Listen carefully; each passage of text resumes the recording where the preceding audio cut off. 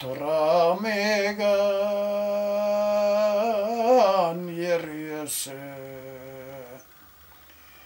yandırıp bitirdi mi Allah olarını da düşmanlar.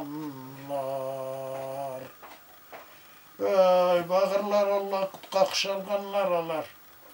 Kastırmışlar patlamaymış ama Allah'ım soğuş girmesin illerge ama soğuş kıyın koy. Bahçelerde sandık açlar sayrı migen elite elle alarını da tutkun itti migen düşmanlar. Koya gitti yaş vakitler nazlı üsken çaklarım 100.000 altın durur idi menin minken atlarım. Suyun biganınki onları çığa durgan idim avga başıma taçlar giyip indi taç urnuna kaldı bu uzun kara saçım.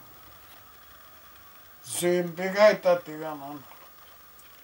Görmemiştir iki gözüm yaktı dünya yüzünü günü dünü yılı yılı bitti indi gözyaşım.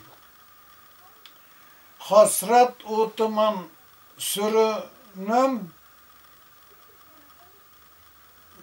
sürümü kapladı gözlerimni ot kabınkan yüreğime dış kata çığa tütünüme ahıma ah nasip bulmadı mine yaktı dünyanı gururga elle bu sintan içinden çıkar mı gasis başım.